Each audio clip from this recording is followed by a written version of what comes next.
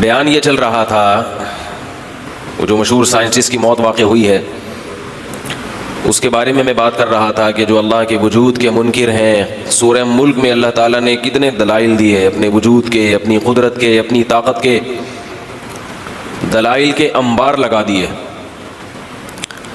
اور پھر اللہ تعالیٰ نے دعویٰ کیا وَلِلَّذِينَ كَفَرُوا بِرَبِّهِمْ عَذَابُ جَهَنَّمْ، وہ لوگ جو اپنے پروردگار کا انکار کریں گے، اس کے ساتھ کفر کریں گے، اس کی ناشکری کریں گے، ان کے لیے جہنم کا عذاب ہے. اسلام کی دعوت ایسی لنگڑی لولی کمزور دعوت نہیں ہے کہ جو چاہے مان لے اور جو چاہے مسترد کر دے. ایسا نہیں ہے، اتنا آسان کام اور آسان معاملہ نہیں ہے.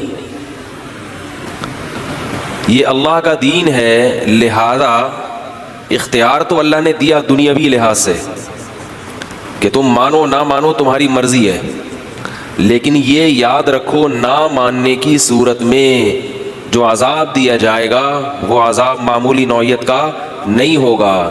اس لحاظ سے تمہیں اختیار نہیں ہے، تمہارے لیے اسلام ہی متعین ہے. اسلام کے علاوہ کسی اور مذہب کو فالو کرو گے تو قابل قبول نہیں ہوگا. اس قسم کے جب میرے بیانات یوٹیوب پہ جاتے ہیں تو اس پہ کمنٹس میں کبھی کبھار پڑھتا ہوں، تو میں نے ایسا ہی ایک کمنٹ پڑھا کسی ہندو کا یا کسی سکھ کا تھا کہ مسلمان اپنے آپ کو بہت فنٹر سمجھتے ہیں. فنٹر کا لفظ تو میں استعمال کر رہا ہوں، انہوں نے تو جو بھی مجھے پورے الفاظ یاد نہیں ہیں، کہ ان کا یہ دعویٰ ہے کہ ان کے دین پہ چلو گے تو جنت میں جاؤ گے، ان کے علاوہ نہیں چلو گے تو جنت پہ نہیں جاؤ گے. یہ تو تعصب ہو گیا، یہ تو بنیاد پرستی ہو گئی. تو یاد رکھو یہ دعویٰ تو پھر ہم بھی کر سکتے ہیں کہ آپ بھی تو یہ دعویٰ کرتے ہیں کہ ہمارے دین پہ چلو گے تو نجات ملے گی، ہمارے دین پہ نہیں چلو گے تو نجات، یہ ہر مذہب کا دعویٰ ہے. اور اگر کوئی بہت ہی لبرل ہندو ہے، بہت ہی لبرل سکھ ہے، وہ یہ کہتا ہے کہ نہیں ہمارا یہ دعویٰ نہیں ہے کہ جو ہمارے دین پہ چلے اسی کو نجات ملے گی، بلکہ ہم یہ کہتے ہیں جو ہمارے دین پہ چلے تو بھی ٹھیک ہے، کسی اور دین پہ چلے تو بھی ٹھیک ہے. اس کا مطلب آپ کو اپنے دین کے برحق ہونے پر خود ہی اطمینان نہیں آ رہی، میرا خیال ہے بات، آپ کو اپنے دین کے برحق ہونے پر خود ہی اطمینان ہے ہی نہیں. وہ آپ نے مقولہ سنا ہوگا مدعی سست اور گواہ چست. ایک آدمی جو دعویٰ کر رہا ہے اسی دعوے میں ہی وہ ڈھیلا ہو تو پھر اس کا جو حساب کتاب ہے وہ اس کی علامت ہے کہ آپ تو خود مطمئن نہیں ہیں اس پر. تو آپ کے ہاں پہ مطلب یہ ہوا کہ چلو سب دنیا میں کیا ہے سیٹ ہے، حالانکہ بالکل ایک دوسرے کے کیا ہیں تعلیمات اپوزٹ ہیں، بالکل ایک دوسرے کے اپوزٹ تعلیمات ہیں. تو کیسے صحیح ہو سکتی ہیں؟ اس پر ایک اشکال ہوگا کہ مسلمانوں کے جو فقہا کے آپس میں اختلافات ہیں وہ بھی تو بسا اوقات بالکل ایک دوسرے کے، بولو نا بھائی، اپوزٹ ہو جاتے ہیں. امام کے پیچھے فاتحہ پڑھنا ہم کہتے ہیں جائز نہیں ہے، امام شافعی کہتے ہیں واجب ہے، تو ہم بھی تو کہتے ہیں کہ وہ بھی ٹھیک ہے اور یہ بھی ٹھیک ہے، یہ بھی ٹھیک ہے.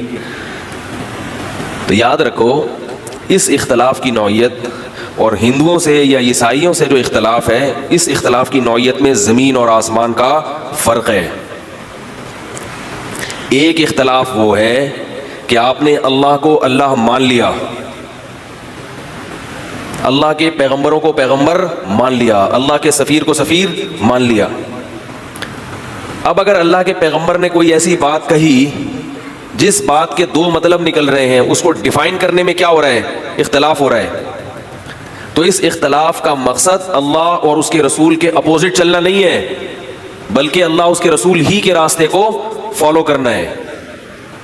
اس قسم کا اختلاف بڑا اختلاف نہیں کہلائے گا. اس کی مثال ایسے ہے جیسے آپ کے باس نے آپ کے ذمے کوئی کام لگایا، آپ اس وقت موجود نہیں تھے، باس نے کسی کے ذمے لگایا کہ میں جا رہا ہوں، جب یہ آئے نا اس کو کہنا کہ یہ کام اس طریقے سے نمٹا دے. اس نے جب باس نے جب آپ کو اپنے کسی نمائندے کو یہ بات کہی، اس نمائندے نے آپ سے یہ بات جب بتائی، تو اس نے جب بتائی آپ سے یہ بات، تو اس بات کے کتنے مطلب نکلتے ہیں؟ بولو بھائی، دو مطلب نکلتے ہیں. بلکہ میں ایک ایسی مثال دیتا ہوں نا جو بالکل واضح ہو. کوئی دعا کریں کوئی مثال ذہن میں آ جائے, سوچنے میں ٹائم لگے گا, میں اسی کو کنٹینیو کر دیتا ہوں. بعض دفعہ ایک دم مثال اچھی سی ذہن میں آ جاتی ہے, خاندانی قسم کی مثال. تو اب کیا ہے کہ آپ نے وہ کام نمٹا دیا. میں چلو ایک مثال مجھے اپنی یاد آ گئی. ہمارے ایک استاذ نے میرے ذمے یہ لگایا کہ بھائی مہمان آ رہے ہیں, آپ ٹی بنا دیں. کیا بنا دیں؟ ٹی. ہم نے گرین ٹی بنا دی. تو استاذ نے کہا کہ میں نے گرین ٹی کا تو نہیں کہا تھا, آپ کو دودھ والی چائے کا کہا تھا. اب مجھے مغالطہ اس لیے ہوا کہ عام طور پر میں نے ان استاذ کو دیکھا تھا کہ وہ جو مہمانوں کو اکثر سبز چائے پلاتے تھے. دیکھو جب ہم چائے کا لفظ بولتے ہیں تو فوراً ذہن دودھ کی چائے کی طرف جاتا ہے, سبز چائے کی طرف. بولو نا بھائی, جب آپ کہیں ہوٹل میں جائیں بولو بھائی چائے لے آؤ, سبز چائے تھوڑی لے کر آئے گا وہ. گھر میں مہمان آیا, آپ نے کہا بھائی چائے پلا دوں, اس نے کہا ہاں جی پلا دیں, آپ سبز چائے لے آئے, تو تھوڑا سا ہلے گا اندر سے کہ یار میں تو دودھ والی چائے کی توقع رکھ رہا تھا. البتہ آپ پشاور میں یا افغانستان میں ہوں گے تو وہاں چائے کا مطلب کیا ہوتا ہے؟ Green tea. تو وہ استاذ تھے کراچی میں, انہوں نے مجھ سے کہا کہ چائے لے آؤ. تو کراچی کے عرف کے مطابق تو دودھ والی چائے ہونی چاہیے, لیکن ان کے اپنی جو صبح شام میں ایکٹیویٹیز دیکھ رہا تھا, جو ان کا اپنا چائے پلانے کا اسٹائل دیکھ رہا تھا, وہ کون سا تھا؟ سبز چائے. تو اب میرے جیسا آدمی تو مغالطے میں پڑ سکتا ہے نا. کیا خیال ہے, چائے پی کے آئے آپ لوگ تو بات سمجھ جائے گی. مغالطہ ہو سکتا ہے, اس میں کنفیوژن پیدا ہو سکتی ہے.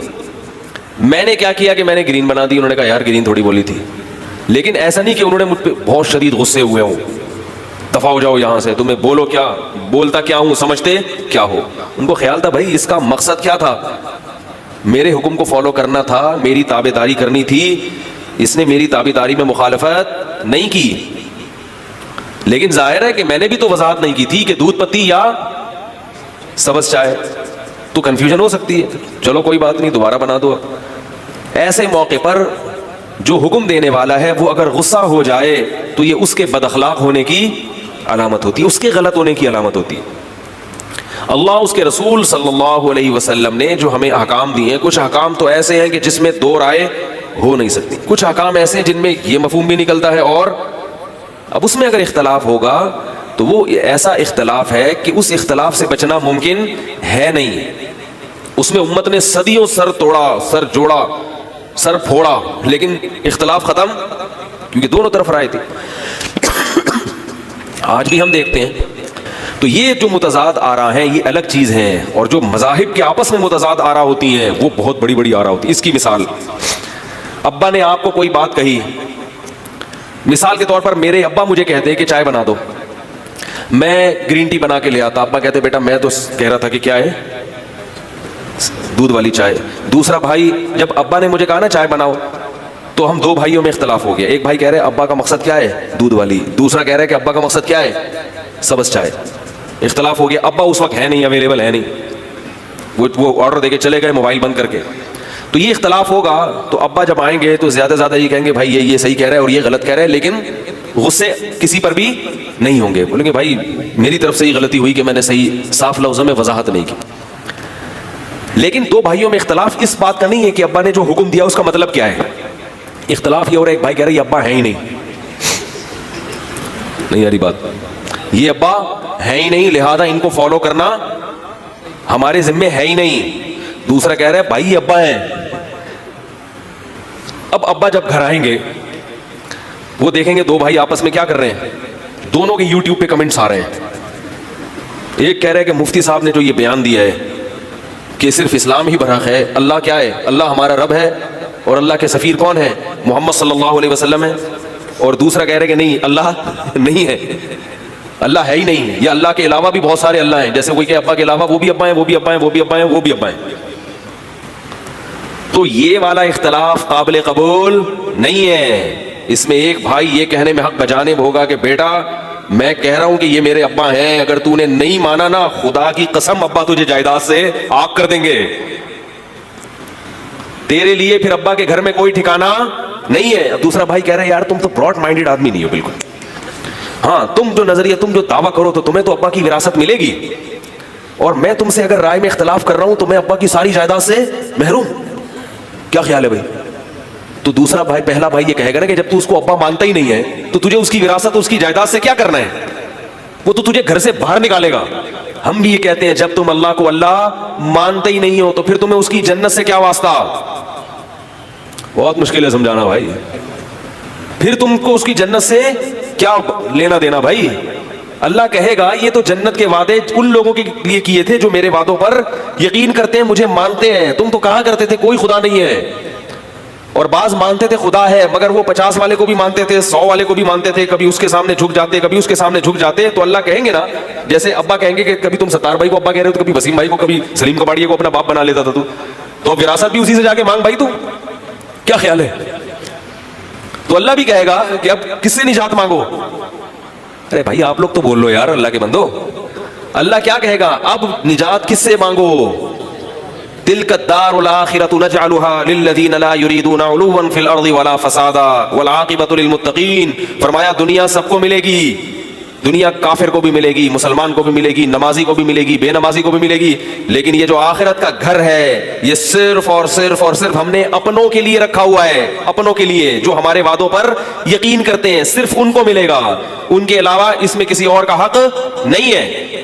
تو یہ جو کہا جاتا ہے نا, مسلمانوں پہ الزام لگایا جاتا ہے کہ یہ جنت کے ٹھیکیدار بنے ہوئے ہیں. بھائی ہم جنت کے اپنے آپ کو ٹھیکیدار نہیں سمجھتے. ہم یہ دعویٰ کرتے ہیں کہ ہم جس رب کو مانتے ہیں اس رب کے برحق ہونے اور ہمیں اس دعوے کے سچے ہونے کا اتنا یقین ہے کہ ہم اس دعوے کے مخالفت والے کو حق پرست قرار نہیں دے سکتے اور اس میں دو رائے کے متحمل نہیں ہے. یہ تو ہمارا ظرف ہے کہ ہم اس کو گوارا کرتے ہیں کہ کسی کو زبردستی ہم اسلام میں داخل نہیں کرتے. اگر ہمارا رب ہمیں حکم دے دیتا کہ تلوار کی نوک پہ ان کو اسلام میں داخل کرو تو یہ کام بھی ہم کرتے. وہ ہمارے رب نے اجازت نہیں دی ہے, کیونکہ یہ زمین کس کی ہے؟ اللہ کی ہے. انسان کا یہ دعویٰ سرے سے غلط ہے کہ میں اس زمین کا مالک ہوں, میں جیسی چاہوں گا زندگی گزاروں گا. آپ غلط ہو بھائی, آپ کریٹڈ ہو, آپ کو بنایا گیا ہے. اللہ نے قرآن میں جگہ جگہ سمجھایا نا کہ میں نے پانی سے بنایا, میں نے آسمان سے بارشیں برسائیں, میں نے ماں کی شادیوں میں دودھ پیدا کیا, میں نے یہ سب سارے کام کیے. جب سب کچھ اللہ کر رہا ہے تو آپ یہ کیسے کہہ سکتے ہو دنیا کی کسی حکومت میں آپ آزاد ہوتے ہو؟ عجیب بات ہے, یہ جو لوگ ہیں نا جو زیادہ براڈ مائنڈڈ بنتے ہیں, یہ دنیا کی حکومتوں میں اس اتنے اعلیٰ ظرف کے قائل نہیں ہے. جو دنیا کی عارضی حکومتیں ہیں نا ان میں قوانین کو فالو کرنے کو ضروری سمجھتے ہیں, جو اس قانون کے خلاف جائے اس پہ کیس چلانے کو بولو بھائی ضروری سمجھتے ہیں. لیکن خدائی قانون کو اگر کوئی نہ مانے تو کہتے ہیں وہ جو چاہے کرتا پھرے, چونکہ وہ تو مسلمانوں کی اپنی رائے ہے, ہم اس رائے سے متفق نہیں ہیں. کیوں متفق نہیں ہے بھائی, آپ کیوں متفق نہیں ہے؟ آپ کو یہ بات سمجھ میں نہیں آتی کہ خدا کھاتا پیتا نہیں ہے, وہ انسانی ہاتھوں سے بنایا نہیں جا سکتا. کسی نے روٹی کو خدا بنایا ہے. میں نے بتایا تھا 4-5 سال پہلے ایک ہندو کے کمنٹ سے کہ خدا جو ہے کیا ہے, روٹی ہے. کیوں کہہ رہے روٹی کے بغیر؟ بھائی روٹی خدمت میں لگی ہوئی ہے تمہارے, جو خادم ہے وہ خدا نہیں ہوتا, مالک خدا ہوتا ہے. روٹی تو اللہ نے ہمارے لیے پیدا کی ہے, ہمارے لیے اس کو مسخر کر دیا. جو چیز ہمارے لیے بنی ہے وہ ہمارا خدا کیسے ہو سکتی ہے؟ تو یہ جتنے دعوے ہیں دنیا میں اسلام کے خلاف, کچھ اللہ کے منکر, کچھ اللہ کو مانتے ہیں تو شرک کرتے ہیں, اور کچھ اللہ کو مانتے ہیں شرک نہیں کرتے, ایسے لوگ بھی ہیں. لیکن وہ اللہ کی ماننے کو ضروری نہیں سمجھتے. یہ بھی اللہ کی بہت بڑی توہین ہے. بہت سے لوگ دنیا میں ایسے ہیں جو کہتے ہیں گاڈ ہے, بہت سے سائنٹسٹ ایسے ہیں جو کہتے ہیں اللہ ہے. ہم مانتے ہیں کہ کسی نے اس کائنات کو بنایا, تو بھائی پھر وہ اللہ ہے تو وہ اس کا کوئی حکم ہے, کہہ رہے حکم کچھ نہیں ہوتا بھائی, اس کا کوئی بندوں سے تعلق کہنا کچھ بھی نہیں. اس نے بنایا, پیدا کیا, کھلا رہا ہے, پلا رہا ہے, موج مستی کرو اور کیا کرو, مر جاؤ. یہ کیسے ہو سکتا ہے بھائی؟ کہ سب سے قریبی رشتہ والدین اور اولاد کا ہوتا ہے کہ نہیں ہوتا؟ کیونکہ آپ کی پیدائش کا سبب بنے ہیں وہ.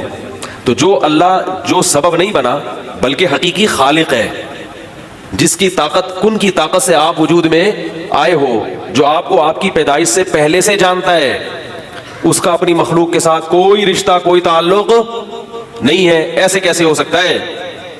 بعض کہتے ہیں ہاں رشتہ ہے محبت کا, ہم اللہ سے محبت کرتے ہیں, وہ ہم سے محبت کرتا ہے. تو یہ خالی پیلی کی محبت دنیا میں قبول؟ ارے بھائی کیا ہو گیا یار آپ لوگوں کو؟ بھائی خالی پیلی کی محبت تو کوئی بھی کسی کو کہہ سکتا ہے نا. آپ کسی سے کہ یار مجھے آپ سے بہت زیادہ محبت ہے, مجھے آپ سے کیا ہے, بہت زیادہ محبت ہے, کہ یار پھر ایک چائے پلا دو. وہ کہہ یار چلو پھر کیا ہو رہا ہے اس خوشی میں ایک چائے ہو جائے. کہ بھائی بہت زیادہ محبت کا یہ مطلب تھوڑی کہ میں چائے بھی پلا دوں آپ کو. ایک تو ہوتا ہے نا, دیکھو ہم تکلفاً ایک دوسرے سے پوچھتے رہتے ہیں, ایک دوسرے کو کہتے رہتے ہیں بھائی اور چائے پیو گے, کہتے ہیں نہیں کہتے چلو کوئی بات نہیں. یہ تو ایک فارمیلٹی پوری کرنے کے لیے ہم کسی سے کہہ دیتے ہیں ہمیں آپ سے بہت محبت ہے, کہتے ہیں تھینک یو. یہ تو دنیا میں چل رہا ہے, اس کے حقیقی معنی مراد نہیں ہوتے. جیسے لوگ آج کل ایک وہ چل پڑا ہے نا ٹرینڈ کے, لوگ کہتے ہیں اپنا خیال رکھیے گا. یہ لفظ ہم پہلے نہیں سنتے تھے, کسی سے بھی آپ فون پہ بات کریں اور بھائی خیریت سے, ہاں بھائی مفتی صاحب ٹھیک الحمدللہ, مفتی صاحب اپنا خیال رکھیے گا, السلام علیکم. اب ظاہر ہے مفتی صاحب آپ کے مشورے کے بغیر بھی اپنا خیال رکھیں گے بھائی. کیا خیال ہے؟ تو یہ وہ ڈائلاگ ہوتے ہیں جن کی حقیقت مراد نہیں ہوتی, بس ایک محبت کا اظہار ہوتا ہے کہ ہمیں آپ کی اتنی فکر ہے کہ ہم چاہتے ہیں کہ آپ اپنا خیال رکھو, کیونکہ انسان جتنا خود اپنا خیال رکھ سکتا ہے اتنا نہیں رکھ سکتا. تو یہ ڈائلاگ ہوتے ہیں, محبت کے الفاظ ہیں, اس سے حقیقت مراد نہیں ہوتی, اس سے صرف ایک اپنی عقیدت کا اظہار مراد ہوتا ہے. لیکن جہاں حقیقت ہوتی ہے, اللہ ڈائلاگ کو پسند, خالی پیلی کے ڈائلاگ اللہ کے یہاں قابل قبول نہیں ہے. اللہ کی ذات مزاح اور مذاق کا یعنی وہ محل نہیں ہے. اللہ کی ذات جو ہے کہ اس کے ساتھ مذاق کیا جائے یا اس غیر سنجیدہ گفتگو ہو. جب اللہ سے آپ یہ کہتے ہیں کہ مجھے خدا سے محبت ہے اور ہونی چاہیے, تو اللہ اس محبت کی آپ سے قیمت مانگتے ہیں. پوری قیمت نہیں, تھوڑی سی, یہ دیکھنے کے لیے کہ یہ اس دعوے میں سچا ہے یا جھوٹا ہے. ایسا ہی نہیں ہوتا. تبھی سورہ عنکبوت میں اللہ نے فرمایا, عنکبوت الف لام میم, احسب الناس ان یترکوا ان یقولوا آمنا وهم لا یفتنون وَلَقَدْ فَتَنَّ الَّذِينَ مِن قَبْلِهِمْ فَلَيَعْلَمَنَّ اللَّهُ الَّذِينَ صَدَقُوا وَلَيَعْلَمَنَّ الْكَاذِبِينَ. اللہ فرماتے ہیں لوگوں نے یہ گمان کر رکھا ہے کہ وہ زبان سے کہہ دیں گے ہم گاڈ کو مانتے ہیں اور ہم ان کے اس دعوے کو قبول کر لیں گے. اللہ فرماتے ہیں ایسا نہیں ہے. وَلَقَدْ فَتَنَّ الَّذِينَ مِن قَبْلِهِمْ, فرمایا آج سے پہلے جس نے بھی یہ کہا ہے نا کہ گاڈ ہے, ہم نے اس کو آزمایا ہے. فَلَيَعْلَمَنَّ اللَّهُ الَّذِينَ صَدَقُوا, اللہ ظاہری طور پر یہ بات جان کر چھوڑے گا کہ یہ اپنے دعوے میں سچا ہے. وَلَيَعْلَمَنَّ الْكَاذِبِينَ, اور اس کو بھی جانے گا جو اپنے دعوے میں جھوٹا ہے. آزمائش کے بعد پتہ چلے گا کہ آپ کتنے پانی میں ہیں, آزمایا جائے گا. وہ آزمائش کیا ہے؟ وہ اسلام کے حکام ہیں جو کسی اور مذہب کے پاس نہیں ہے. وہ حکام ہیں اسلام کے جن کے ذریعے آزمایا جائے گا. عبادت کے وقت عبادت کرتے ہو کہ نہیں کرتے؟ اسلام میں عبادت آپشنل نہیں ہے, اختیاری نہیں ہے. آنا ہے آ جاؤ, نہیں آنا تو کوئی ایسی بات نہیں, آنا پڑے گا. جسے ہم اپنے اسٹائل میں کہتے ہیں تمہارے باپ کو بھی آنا پڑے گا. جب آپ نے اللہ پر ایمان لے آئے, اب آپ کو نماز پڑھنی پڑے گی. اب نو کا آپشن نہیں ہے, نہیں پڑھو گے جہنم کی وعیدیں ہیں. پھر آپ مولویوں کو بولو یہ نماز چھوڑنے پر کہتے ہیں اللہ آگ میں ڈال دے گا, تو مولوی تھوڑی ڈال رہا ہے آپ کو آگ میں, مولوی تو بیچارہ بتا رہا ہے کہ ڈال دے گا. ہاں یہ الگ بات ہے کہ ایک بغاوت کا جرم ہوتا ہے اس کی سزا زیادہ, اور ایک نافرمانی کا جرم ہوتا ہے اس کی سزا کم. کافر باغی ہے, وہ مان ہی نہیں رہا, اس کی سزا ہمیشہ کی جہنم ہے. اور جو مانتا ہے نماز چھوڑ دی اس نے, اس کی سزا اس سے کم ہے جہنم کی آگ, مگر اس کی مدت کم ہے.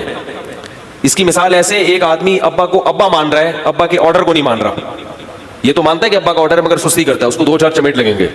اور جو کہہ رہے ابا ہی نہیں ہے, وہ نکلو پتلی گلی سے فوراً, مکان کیا کرو, خالی کرو یہاں سے.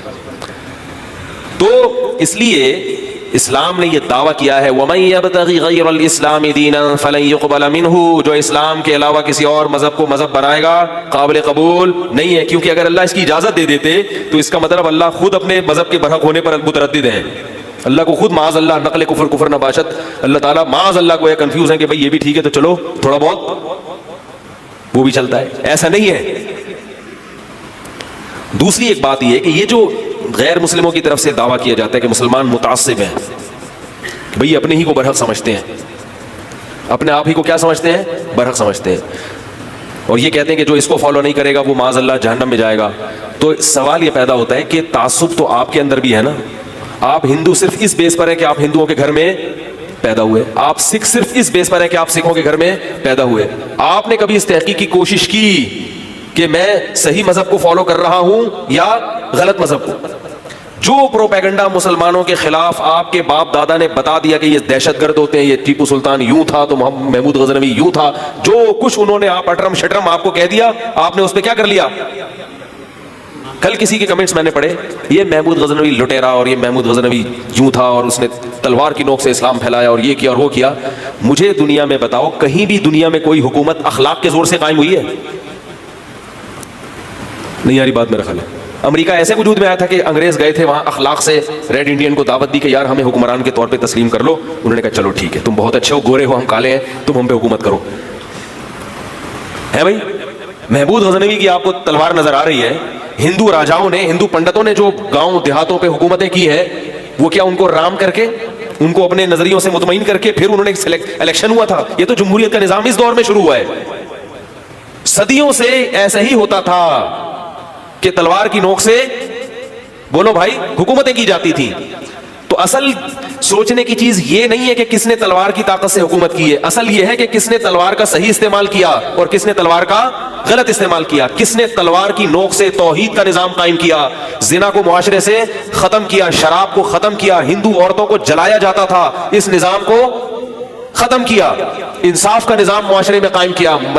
محمد ابن قاسم تلوار کی زور سے ہندوستان پر قابض ہوا ہے, لیکن محمد ابن قاسم نے تلوار کی زور سے جو انصاف پھیلایا تھا اس کی شہادت خود ہندوؤں نے دی ہے. آپ کو معلوم ہے کہ 1300 سال پرانے کسی فاتح کی مسلمانوں نے تصویر محفوظ, کیونکہ اسلام میں تصویریں ہمیشہ سے حرام رہی ہیں, تصویریں بنا کے لٹکانا اس کی اسلام اجازت نہیں دیتا, مگر محمد ابن قاسم کی تصویریں آج بھی کتابوں میں ملتی ہیں. یہ مسلمانوں نے نہیں بنائی, یہ ہندوؤں نے محمد ابن قاسم کی تصویریں بنائی تھی اس کی پوجا پاٹ کرنے کے لیے کہ یہ وہ نجات دہندہ ہے جس نے ہمیں ہمارے ظالم حکمرانوں سے نجات دلائی ہے.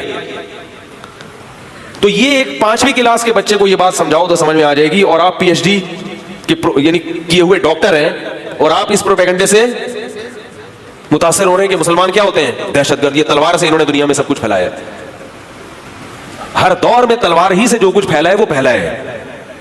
فرق یہ ہے کہ تلوار کے زور سے آپ نے, بولو بھائی, امریکہ اگر جاپان پہ ایٹم بم نہ برساتا تو آج امریکہ ہوتا؟ کیا ہو گیا؟ امریکہ نے غلط کیا. جنگ کا یہ مطلب نہیں ہوتا کہ آپ پوری کی پوری قوم کو اس طریقے سے تہس نہس کر دیں, اس کی اسلام اجازت نہیں دیتا. یہ ایٹم بم اگر مسلمانوں کی خلفاء کے پاس ہوتا تو شاید مسلمان اس کا استعمال نہ کرتے, ان کے علماء منع کر دیتے کہ بھائی کسی قوم کو اس طرح سے نسلوں کو بالکل اس کی جناب تباہ و برباد کر کے رکھ دیا آپ نے. تو لیکن امریکہ نے استعمال کیا اور جنگ عظیم میں پھر فتح کس کو ہوئی؟ جرمنوں کو شکست ہو گئی, جاپان اور اس کے تمام اتحادیوں کو کیا ہو گئی؟ شکست ہو گئی. اور اگر شکست نہ ہوتی, یہ جو جماعت اسلامی کے سابق امیر تھے قاضی حسین احمدی, ایک دفعہ جاپان گئے. اسلام میں بھی تلوار بھی ہے, بم بھی ہے, سب کچھ ہے. کیوں ہے یہ میں یہ سمجھانے کے لیے بتا رہا ہوں, دہشت گردی کے لیے نہیں ہے. یہ کیوں ہے یہ سمجھانے کے لیے میں بتا رہا ہوں آپ کو کہ وہ جو سابق صدر ہے نا جماعت اسلامی کے سابق امیر قاضی حسین احمد, جن کا انتقال ہو گیا, اللہ ان کی مغفرت فرمائے, وہ گئے وہاں جاپان کے صدر ان سے ملے, اس نے چنگ پونگ کر کے ان سے کچھ بات کی ہوگی, ٹھیک ہے, اس کا ترجمہ کیا. اس کا حاصل یہ تھا, اگر وہ صحیح ترجمہ سمجھے اس کا, تو اس کا حاصل یہ تھا, یہ جو قاضی حسین احمد ہیں یہ گئے جاپان, صدر نے اس وقت پاکستان نے ایٹمی دھماکہ کیا تھا, تو جاپان کے صدر نے ان سے کہا کہ آپ لوگ جو ایٹمی دھماکہ کر رہے ہو یہ اچھا کام نہیں ہے, ایٹم بم سے تباہی پھیلتی ہے, انسانیت کا برباد ہوتا ہے, یہ چیچی تھو تھو بہت غلط, یہی اسٹائل ہوگا. یہ کیا کیا آپ نے؟ چیچی تھو تھو, بہت گندا کام کیا, بم لوگ مرتے ہیں اس سے, یہ ہوتا ہے. تو قاضی حسین احمد صاحب نے بڑی پیاری بات کی, انہوں نے کہا اگر یہ بم آپ لوگ پہلے بنا لیتے تو آپ کے ملک میں جو تباہی ہوئی ہے نا ایٹم بم سے وہ نہ ہوتی, آپ کی قوم کیا ہو جاتی؟ اس بم کی تباہی سے محفوظ ہو جاتی. یا تو ساری دنیا غلیلوں سے لڑے, پھر مسلمان بھی غوری میزائل نہیں بنائے گا, بابر میزائل نہیں بنائے گا, اس کو وہ بہت بڑی آرمی نہیں بنائے گا, وہ ایٹم بم نہیں بنائے گا. آپ ساری دنیا سے ایٹم بم چھین لیں, شب برات کے پٹاخے ان کے ہاتھ میں پکڑا دیں, تو پٹاخوں میں تو ہم کیا ہیں, ہمارے یہاں تو شب برات میں باقاعدہ آرڈر پہ پٹاخے پھوڑے جاتے ہیں.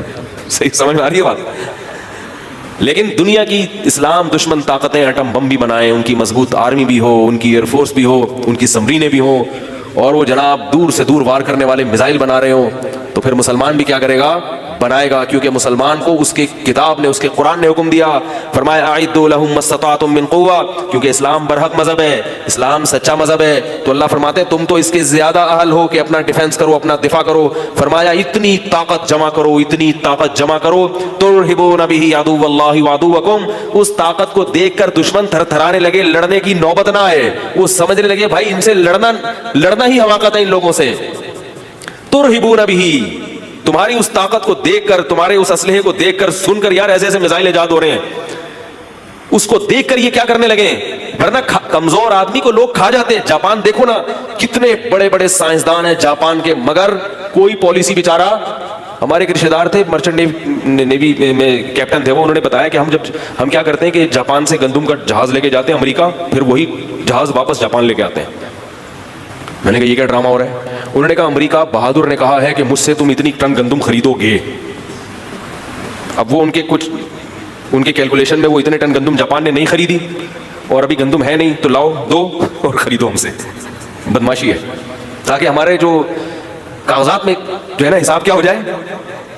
کاغذات جیسے ہوتا ہے نا, آڈٹ جب ہو رہا ہوتا ہے نا سال کے آخر میں, تو وہ حساب فٹ نہیں بیٹھ رہا ہوتا, تو کچھ مصنوعی خرید و فروخت ہو جاتی ہے. یار یہ اس کے کھاتے میں ڈال دو, یہ پیسے جو ہے نا یہ پتہ نہیں کہاں چلے گئے. ایسا ہی ہوتا ہے نا کمپنیوں کا جب آڈٹ ہوتا ہے, یار یہ تو پیسے 1 کروڑ روپے کم ہو رہے ہیں, تو ایسا کرو یہ فرض کر لو کہ اس کی یہ وسیم بھائی نے کیا خریدی ہے, یہ خریدی ہے, یہ 1 کروڑ روپے ہم نے ایسے کیے. تو اس طرح کے فرضی وہ کی جاتی ہے. تو جاپان بیچارہ کیا کر رہا ہے, گندم کے ٹرک بھیج کے امریکہ سے خرید رہا ہے, تاکہ ان کی جو سالانہ جو برآمد ہے وہ حساب کتاب میں کیا ہو جائے. کتنا کمزور ہو گیا. حالانکہ امریکہ بھی جاپان کی چیزیں استعمال کرتا ہے, سائنس ٹیکنالوجی میں امریکہ سے آگے, مگر غلامی کس کی, امریکہ کی. تو اگر جاپان پہلے ایٹم بم بنا لیتا تو یہ ڈرامے پھر جاپان امریکہ کے ساتھ کر رہا ہوتا. تو اسلام گراؤنڈ ریئلٹی کو دیکھ کے چلنے کا حکم دیتا ہے, کیونکہ برحق مذہب ہے. ایسی باتیں نہیں کرے گا کہ ایک تھپڑ مارو تو دوسرا گال بھی اپنا آگے کر لو, ایسا نہیں کرے گا. تو برحق مذہب ہے تو وہ تو کہے گا بھائی جب تم دین برحق میں چلتے ہو تو تمہیں زندہ رہنے کے لیے, اپنا وجود برقرار رکھنے کے لیے تمہیں اسلحہ جمع کرنا پڑے گا. تو بات اس پر ہونی چاہیے کہ برحق ہے یا نہیں ہے. اگر برحق ہے تو وہ تمام لوازمات کے ساتھ برحق ہے. اگر اسلام برحق مذہب نہیں ہے پھر اس کی ساری باتیں غلط ہیں. تو یہ بھی تو عصبیت ہے, تعصب ہے, کہ آپ اسلام کے دعوے کو سننے کے لیے اور قبول کرنے کے لیے تیار نہیں ہو, صرف عصبیت کی بیس پر کہ آپ کو مسلمانوں سے ذاتی بغض ہے, مسلمانوں سے ذاتی چڑ ہو گئی ہے. حالانکہ اسلام کسی قوم کا مذہب, اسلام کی سب سے بڑی خوبی ہے کسی قوم کا مذہب نہیں ہے. دیکھو میں عربی نہیں ہوں مگر میں یہاں بیٹھ کے اسلام کا دفاع کر رہا ہوں. حالانکہ ہمیں پتہ ہے سعودی عرب میں ہمارا کیا حشر ہوتا ہے, پاکستانیوں کے ساتھ سعودی عرب میں کیا حشر ہوتا ہے, سب کو پتہ ہی ہوگا. کیسے بیچارے ٹھٹرے ہوئے عمرہ کر کے آتے ہیں وہاں سے, پھر بھی ہم اسلام کا دفاع کر رہے ہیں. ہم مکہ مدینہ کے محافظ بننے کی کوشش کرتے ہیں. کیوں بھائی, اسلام عربوں کے باپ کا مذہب تھوڑی ہے. اسلام تو ساری دنیا کے سارے انسانوں کے لیے. بنگلہ دیش کے لوگ بھی اسلام پہ فخر کرتے ہیں, ہندوستان کے مسلمان, پٹھان ہو, پنجابی ہو, سرائکی ہو, سندھی ہو, بلوچ ہو, گورے جو مسلمان ہوتے ہیں وہ بھی, کیونکہ اسلام میں عصبیت, لسانیت, قوم پرستی بالکل بھی نہیں ہے. تو اس لیے ہم غیر مسلموں سے کہتے ہیں پھر آپ کیوں عصبیت میں مبتلا ہو رہے ہو. مسلمان کوئی ایسی ایک قوم نہیں ہے اس لحاظ سے کہ اس کی ایک زبان ہے یا اس کا ایک کلچر ہے, نہ. تبھی اسلام میں کوئی مخصوص لباس نہیں ہے. لوگ ہم سے پوچھتے ہیں سنت لباس کیا ہے. بھائی سنت لباس کوئی اس لیے نہیں ہے کہ اسلام ساری دنیا کے سارے انسانوں کے لیے آیا ہے. ہر قوم کا مخصوص لباس ہوتا ہے اس علاقے کے لحاظ سے. اسلام نے اس لباس میں چھیڑ چھاڑ بولو بھائی نہیں کیا. اب اسلام کہتا ہے شلوار قمیض سنت ہے, انگلینڈ میں رہنے والا کرتے شلوار میں گھومتا کلفی بن جاتا تھوڑے دنوں میں. کیا خیال ہے؟ اب ہم یہاں بغیر کالر کے کرتا پہن کے گھوم رہے ہیں, ہم کہیں یہ سنت ہے. تو آپ کینیڈا میں گھوم سکتے ہو سردیوں میں, کیا خیال ہے؟ تو آپ کو تو لحاف کا کرتا بنانا پڑے گا, پھر کمبل کے کرتے بنیں گے وہاں پہ. اسلام نے لباس میں چھیڑ چھاڑ کچھ اصول بتا دیے کہ لباس ہونا چاہیے, اسٹیکر نہیں ہونے چاہیے 2-3. سمجھ رہے ہو, لباس کا مقصد ہے جسم کو ڈھانپنا, اور عورت کا لباس بتا دیا پورا جسم ڈھکا ہوا ہو, اور کسی خاص قوم کا خاص شعار نہ ہو وہ لباس کے, دیکھتے ہی یہ لگے کہ یہ پتہ نہیں کون آ رہا ہے. تو چند ہدایات دے دی, باقی اپنے حال پہ چھوڑا. بھائی جیسے کوئی مخصوص زبان کا مکلف نہیں بنایا اسلام نے. اسلام میں عربی سیکھنا فرض, بولو بھائی نہیں. نماز پڑھنا فرض ہے, عربی سیکھنا اتنی کہ بس قرآن پڑھنا آ جائے کیونکہ قرآن عربی زبان میں ہے, اس سے زیادہ عربی سیکھنا فرض. بہتر ضرور ہے کہ اسلام کی سرکاری زبان ہے تو اس کی برکات ہیں, لیکن ضروری نہیں ہے. تبھی دنیا میں آپ دیکھ لیں کہ مسلمانوں کی کروڑوں مسلمان ہیں جو عربی نہیں جانتے, لیکن پھر بھی وہ مسلمان ہیں, جنت میں جائیں گے. تو اگر اسلام میں ذرہ برابر بھی قوم پرستی ہوتی تو رسول اللہ صلی اللہ علیہ وسلم کی تلوار سب سے پہلے اپنی قوم کے خلاف نہ اٹھتی. عرب میں انتہائی درجے کی قوم پرستی تھی, اور کافی حد تک آج بھی ہے. جو ان میں صحیح طرح سے مذہب کو فالو نہیں کرتے نا, وہ بہت متعصب ہوتے ہیں. وہاں کے علماء صلحاء, ان میں عربیت اور یہ قوم پرستی نہیں ہے, لیکن جو وہاں کے جاہل لوگ ہیں وہ تو عربیت پہ فخر کرتے ہیں, وہ تو اسلام بھی ان کے دوسرے نمبر پر ہے. تو عربوں میں انتہائی درجے کی لسانیت تھی, ہماری قوم, ہماری زبان, ہم قریشی, ہم ہاشمی. نبی صلی اللہ علیہ وسلم کی تلوار سب سے پہلے کس کے خلاف اٹھی ہے؟ پہلی جو جنگ بدر ہوئی ہے, ادھر بھی قریشی ادھر بھی قریشی. بالکل یہ جڑ سے خاتمہ کر دیا کہ ہماری جنگ قوم کے لیے نہیں ہے, عربوں کی حکمرانی کے لیے نہیں ہے, عربوں کو دنیا میں عزت دلانے کے لیے نہیں ہے, ورنہ عربوں کے خلاف اپنی قوم کے خلاف تلوار نہ اٹھتی. جنگ بدر میں جب دونوں فریق آمنے سامنے آ کے کھڑے ہوئے ہیں نا, تو پہلے اس طرف سے انصار آئے تھے مسلمانوں کی طرف سے, اور اس طرف سے کون تھے؟ قریشی. تو قریش کے چند بڑے بڑے سرداروں نے یہ کہا حل میں مبارز, 3-4 سردار آئے, انہوں نے کہا پہلے ہم سے لڑو.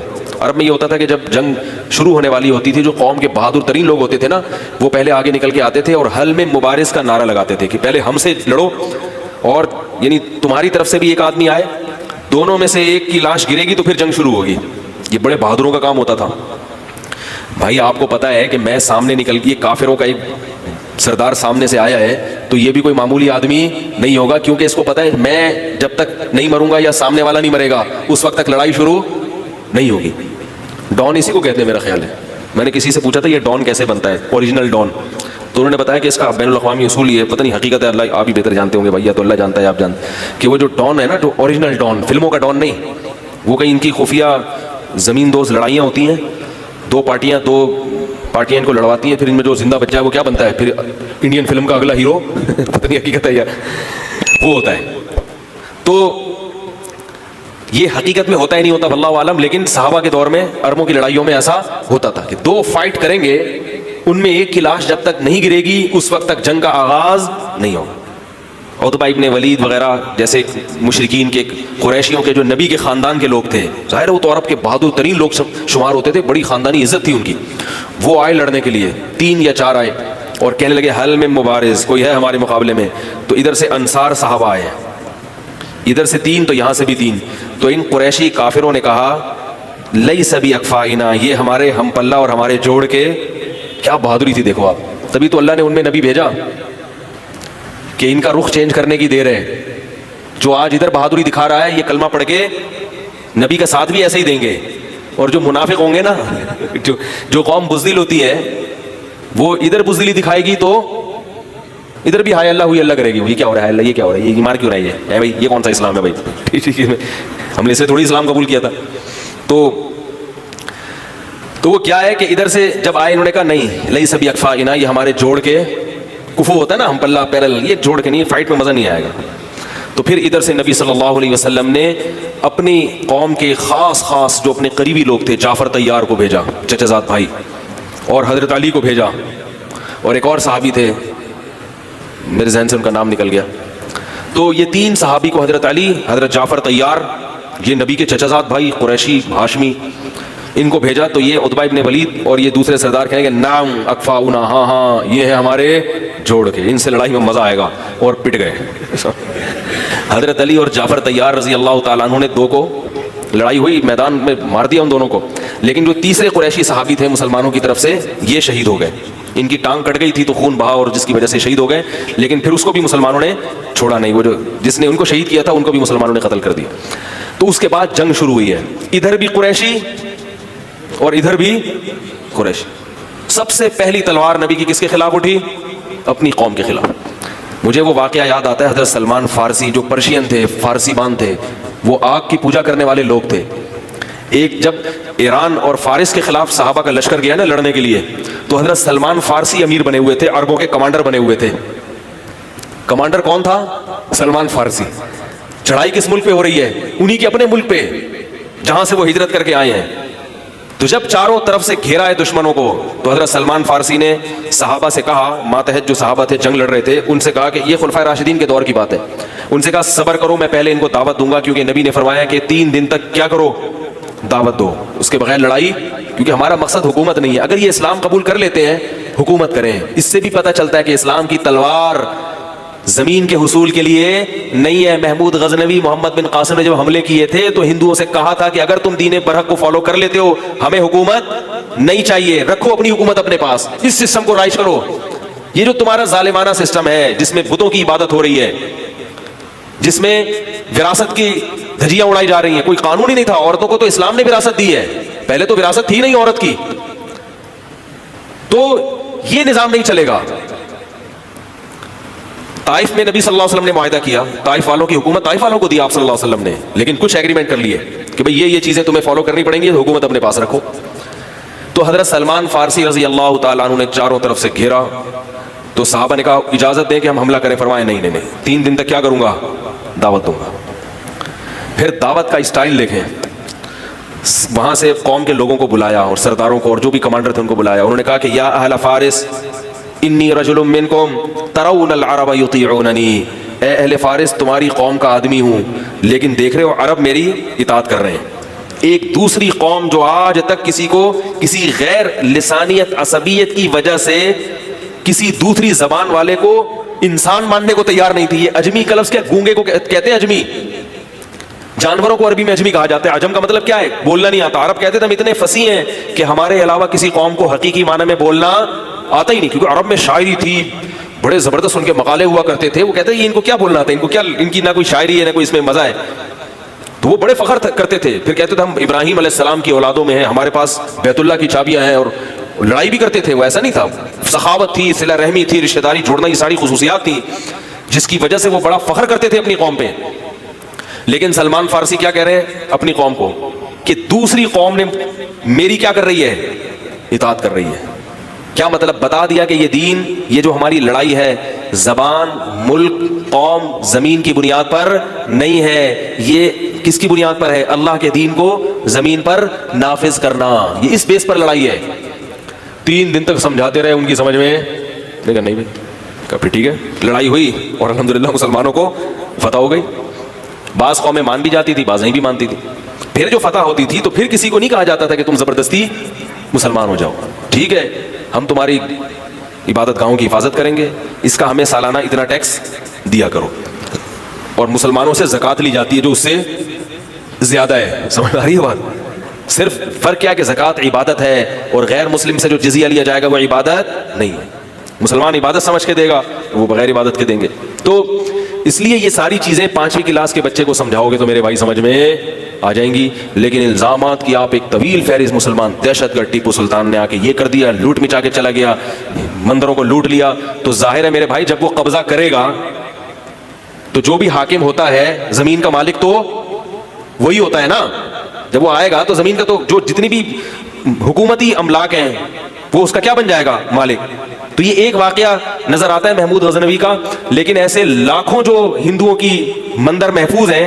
1000 سال ہندوستان پہ مسلمانوں نے حکومت کی ہے. مسلمان چاہتے ایک بھی مندر باقی نہیں چھوڑتے, اور جتنے سونے کے بنے ہوئے بت ہیں سب جلا کے لے جاتے. 1000 سال میں ایک واقعہ ہمیں ملتا ہے محمود غزنوی کا, باقی سارے بت بھی محفوظ ہیں, ان میں سونا بھی نہیں. آ رہی بات سمجھ میں, محفوظ ہے. تو جنگ کے دوران کے اصول کچھ اور ہوتے ہیں, جنگ کے بعد اصول. جب مسلمانوں کا قبضہ ہو گیا پھر مسلمانوں نے حفاظت کی. اس پہ انگریزوں نے لکھا ہے, انگریز نے لکھا ہے کہ ہندوستان میں آنے سے پہلے جو مسلمانوں کے اور ہندوؤں کے حالات تھے وہ انگریز کے آنے کے بعد اتنے اچھے حالات نہیں تھے. انگریز نے یہ بات کا اعتراف کیا کہ مسلمانوں نے جو ہندوستان پہ حکومت کی ہے ایسا مثالی امن قائم کر کے دیا ہے اور ایسی مذہبی آزادی دی ہے کہ ایسی مذہبی آزادی اس کے بعد کبھی بھی ہندوستان میں قائم نہیں ہوئی. اب کیا ہو رہا ہے ہندوستان میں, یہ مذہبی آزادی ہے. اب دیکھ نہیں رہے آپ کیسے کلپ آ رہے ہیں, زبردستی اس کو وہ پتہ نہیں کون سا ان کا نعرہ ہے, ماترا جی کچھ اس طرح کا نعرہ ہے, وہ زبردستی لگوایا جا رہا ہے. یہ تو پوری دنیا دیکھ رہی ہے. تو اس لیے یہ صرف اور صرف کیا ہے, پروپیگنڈا ہے. بات بہت لمبی ہو گئی.